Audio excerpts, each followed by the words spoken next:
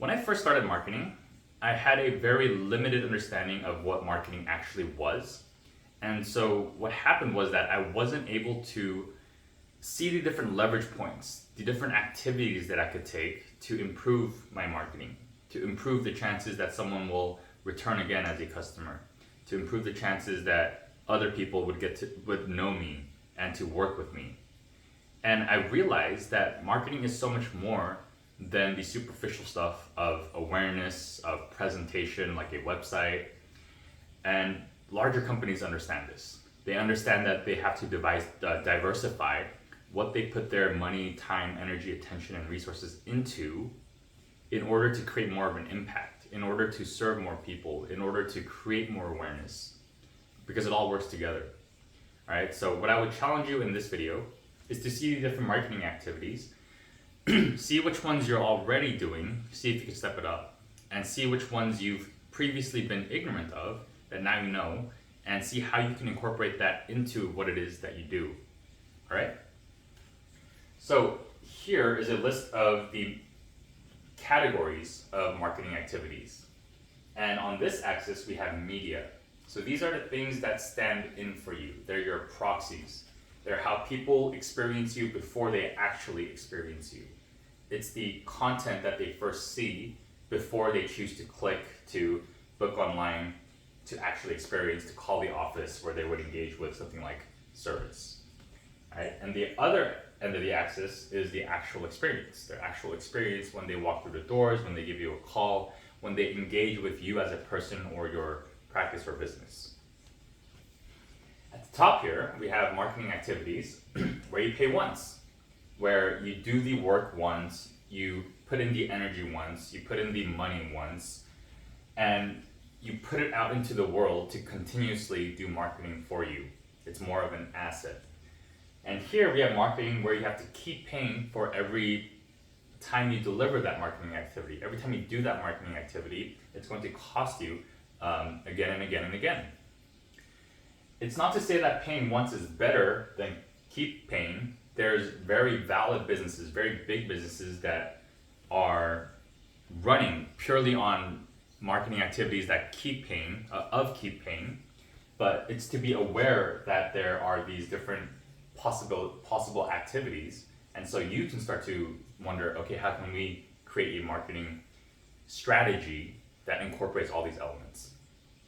All right, so let's start with pay once and experience. And the reason I want to start here is because media is kind of like a presents gift wrapping. It's how you present it, it's how you present what it is that you do, the actual experience. And so if this looks all great and you understand this and you send it to someone and they get that gift and they look inside and it's completely empty, we want to avoid that. So we want to start with experience. Make sure there's something very valuable inside before we even consider what's going to go on the outside. And also, when we create something valuable inside, we better make sure that the packaging around it reflects what's inside. If there's something very valuable inside, but it looks like a cardboard box, we don't want it to get thrown away. If it's going to actually improve that person's life and make an impact on them, we want to make sure the packaging also matches it so that they're enticed to open it and to actually engage with and digest whatever it is that's inside to improve their lives. All right, so experience of you and pay once. Leadership. Leadership is separate from management. We believe that being a leader, a positional leader, is about telling people what to do, making sure everything's running, and making sure things are getting delivered on time. That's important, but that's not leadership. That's more management. Leadership is more about what is the status quo and what do I believe is better? How can I serve people better? What is a change that I want to bring into the world? What's going on in the world that I don't agree with, that I'm going to take the responsibility for of improving? And I'm going to be the first one to take that step to stand up for something, to risk ridicule, to risk criticism, because I believe in this vision. So that's leadership. And if you haven't done the work, if you've confused leadership and management for a while, then it's going to benefit you a lot to go and seek more to learn more about leadership. Then we go into design. And by design, I don't mean architecture, I don't mean interior design, I don't mean website design.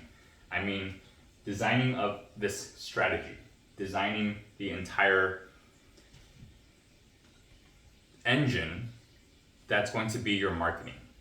All right, so it's understanding all these different elements, seeing how it fits into the larger picture, and putting those elements in proper order, in the right places, so that you're able to serve who it is you seek to serve best.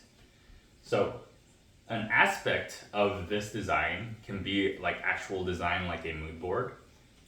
In that situation, like this would be design as the macro design, and then a micro design might be a mood board. And the mechanics are the same. If I choose in this mood board that I'm going to go for cool colors, then that's going to affect everything that I do here, everything that I do with service and so on. So it's going to impact everything else. So design is understanding how the whole system works. It's understanding marketing. It's understanding psychology and all this stuff. So that's design. It's kind of nebulous. It's harder to explain. I do have a free course, strategic marketing. I'll put it in the link below. You can look more into design if that's something you're still confused about. Empathy is the work of, it's the emotional labor of connecting to someone, of understanding what it's like to be in their shoes so that you can deliver a service to them. So a popular example is pantyhose. I think it was Spanx. No, Spanx was spandex, one of them. One of them was designed by a man. A man created pantyhose for women. And the man never wore the pantyhose, but he did the work of empathy, of understanding what it's like to be a woman, of understanding what it's like to have a rip in your stocking before you go into a meeting. And so he was able to create something for that person. We think we do empathy, but I would challenge you to go one level deeper. We think we do empathy with the community. We try to create a practice that is beneficial, that what people would want. But what we're likely doing is we're trying to create something that everyone would want. And the problem with creating something that everyone would want is that people are too diverse, and now no one wants what everyone wants. All right, so the work of empathy starts with narrowing our scope of who it is that we seek to serve, of being very specific with who that group is. Because once we do that, then we start to uncover deeper layers of what their desires are, of what their fears are, of what they care about, of what they want. And when we understand that deeper level, because we've specified who we're going to be empathetic towards, then we can create much more meaning, much more impact when it comes to what it is we actually deliver to them. Cost of delivery. So this is things like, if you do an implant, this is going to be the price per implant, the lab cost, the material costs. Do you want to do the cheap stuff? Do you want to do the expensive stuff? Do you want to go with the middle ground? Right? These are choices that you're going to have to make, and it's going to impact the experience that they experience with what it is that you do. Service. So how your staff greets them when they call in, how people in your team, what's the general atmosphere, what's the vibe, what's the culture. These different things you're going to have to keep paying, because you keep paying for the cost of delivery every time someone gets an implant. Every day the staff member comes through the doors and works for you. These are things you have to keep paying for. And again, like, you could choose to cheap out on service. You can choose to invest in your service. All right? These are just considerations for how you can improve the experience of you, thereby either creating word of mouth or repeat visits, or whatever it is that you seek to create. All right, so now let's go to media. So we all understand advertising, but I'll get to here last. Permission, again, these are all pay once, and media, as a reminder, is the intermediary, the middleman between you and the customer or the patient before they experience you back there. So permission is the privilege that someone gives you of you sending them anticipated information or whatever it is that they want to get. So if you had my permission, then I would say you have the privilege of sending me stuff that I want.